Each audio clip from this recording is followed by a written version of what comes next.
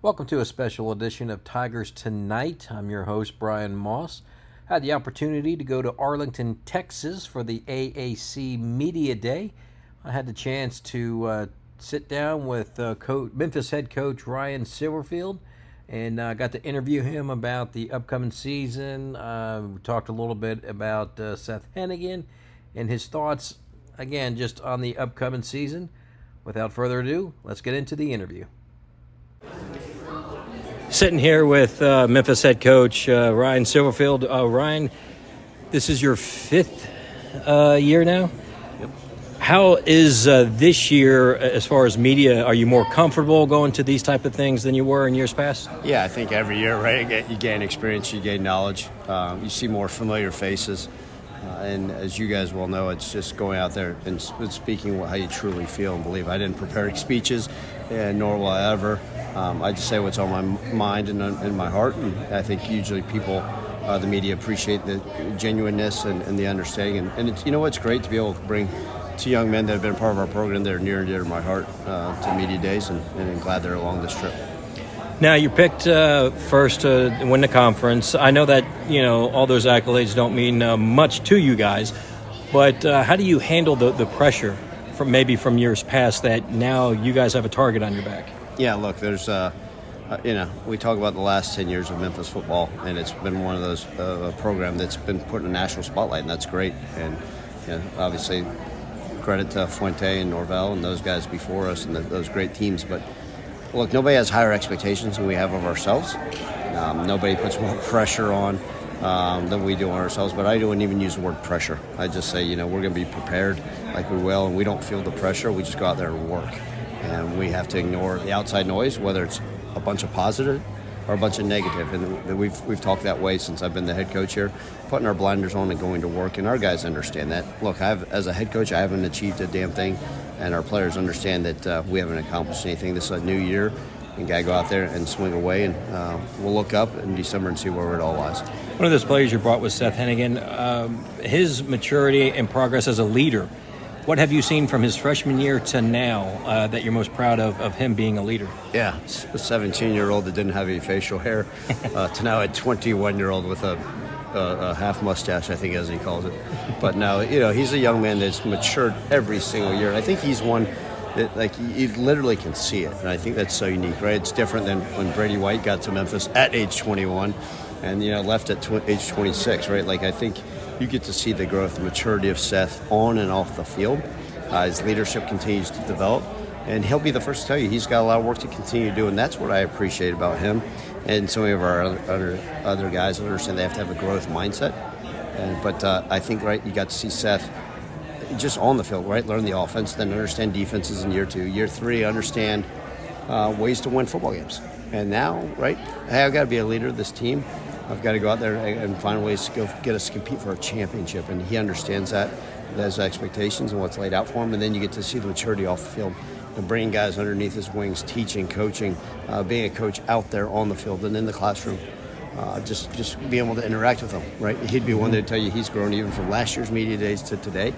And look, very, very bright future ahead for him, but really can't wait for this 24 football season with him leading our team. I asked him about his leadership. How hard was it to go from I think when he was a freshman, he was more of a leader by example, and not necessarily afraid to speak out, but not sure if he I guess not knowing if he should speak out. But now he's more vocal.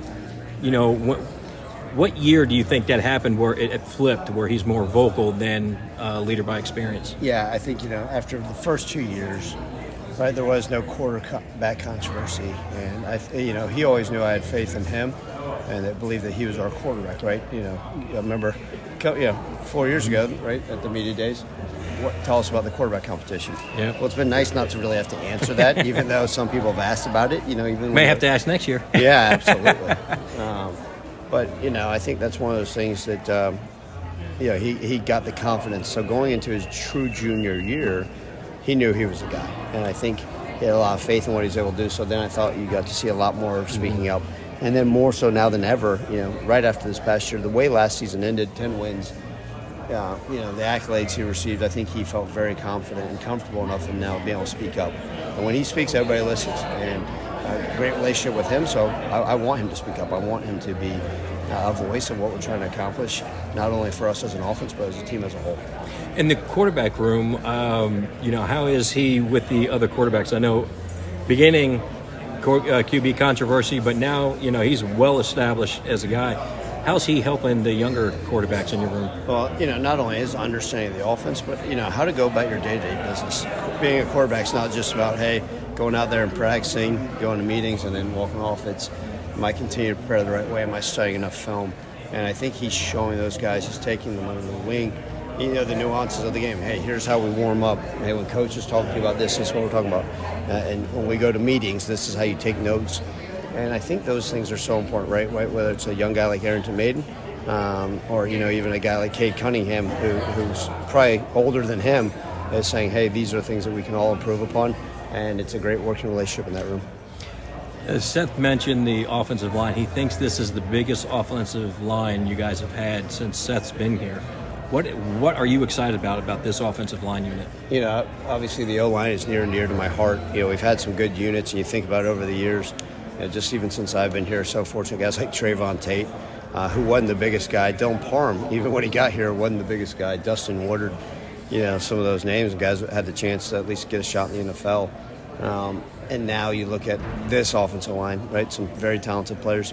It certainly is bigger, but I think the biggest thing this year is there's depth. Yes. And everybody says, well, sure, of course you should have depth. You got 15 of them on scholarship. Well, let me tell you, there's no college football coach out there that says he's got 15 really good scholarship offensive linemen. We like our guys. They're going to compete and battle. But I do feel like we've got 8 or 9 guys that can go out there and we can start them and not miss a beat. He also mentioned about the young ones enjoying their progression, like Parker Peterson or the Greer kid. What do you like about the depth at the bottom of the offensive line compared to years past? Yeah, right? It's about finding the right fit. Jeff Myers does a tremendous job with our offensive line. I sit here and say that Jeff Myers is the best young O-line coach in all of college football. He does a great job. We got other guys, David Deal and a great GA and Keith Shakir. I always say I'm just the 4th offensive line coach. They sometimes let me dabble over there and hang out with them. But those young guys on the field, right? You look at even like a guy like Malachi Braylon that ended up starting the Liberty Bowl, right, as a true freshman and did some good things. Malachi's still 18 years old. Parker Peterson, a guy, it takes development at that offensive line position. Everybody at every position thinks by their redshirt freshman year they should be ready to go. The O-line, it should be a mandatory redshirt, and then it should be, at least another year because it's a different ballgame, right? And but I think those young guys were excited for them. We brought in some freshmen that I think have got bright futures, and we'll see what happens.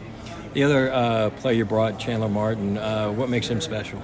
Yeah, Chandler, look, he's a guy that's already graduated college. He's 21 years old, transferred from ETSU. First-team all-conference linebacker, could have gone to other places again after this year and said, you know what, I'm going to be loyal to this. He's a leader of our team. He cares. He's got an infectious personality and just a joy to be around, but he gets it. He works his ass off. He cares about not only the defense unit but the team, and I think his leadership skills continue to show. And obviously, it's an honor and privilege to have him here at Media Days as well.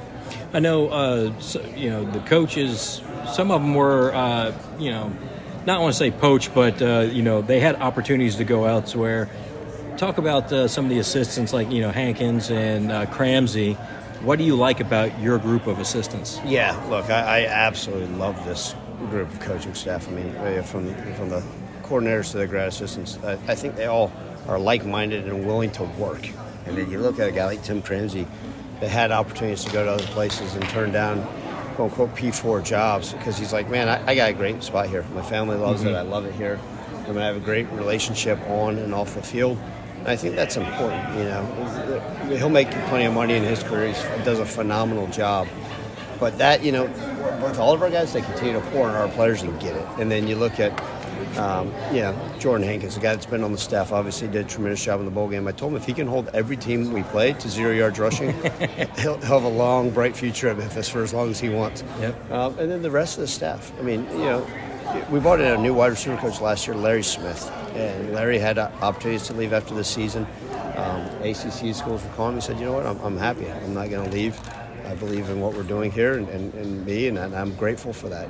And so many of our other coaches are excited about some of these new faces. Spence Nowinski, he's a fireball of energy. He joined us really at the end of spring ball. Charles Clark has been my right-hand man, and just an honor, a privilege to coach with him every single day. Great to bring Reggie Howard back into the fold, right? A Memphis legend who left the NFL to come coach with us. I couldn't be more excited about him. And like I mentioned, Jeff Myers earlier, a great young O-line coach that does just such a tremendous job. And, Brad Salem. Brad has been phenomenal. Brad's been with me since the beginning. He started with us as an analyst, does a tremendous job with the tight ends, and a very loyal and hardworking guy. And then Lee Marks, our new running back coach, obviously had tremendous success, right? Coached Washington to a national title game. And, even when he got here, he had other schools calling him. He had NFL teams calling him. He said, man, we got a great thing going. And Lee's going to be a tremendous asset to us as well. When you look at the schedule, the quote-unquote tough conference games are all on the road.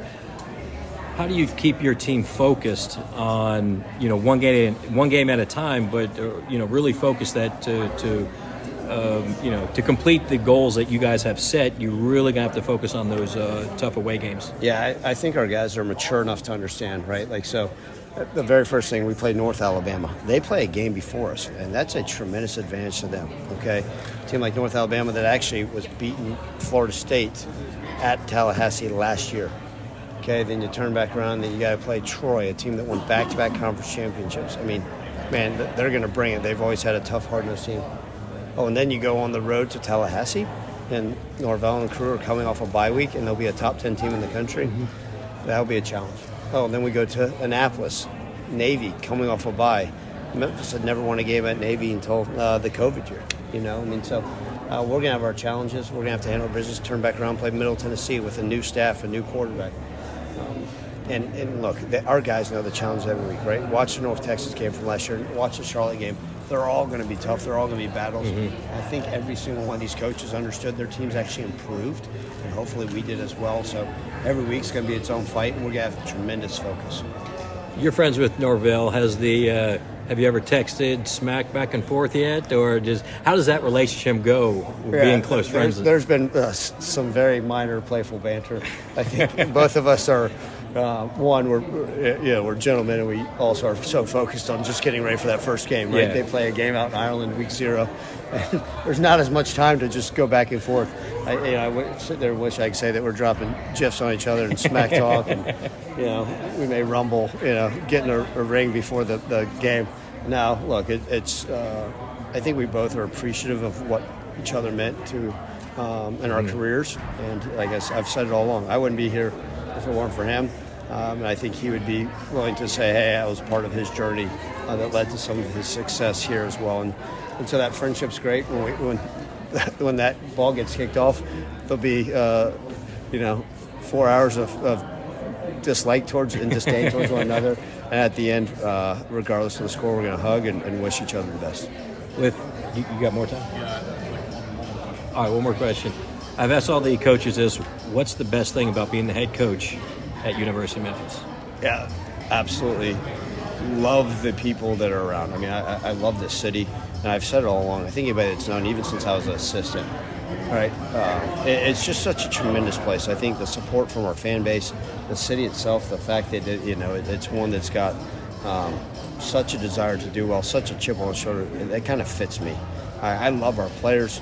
We've got some of the most tremendous facilities. I talked about it, right? We're top 10% in the country in internships. Grateful for FedEx and those relationships.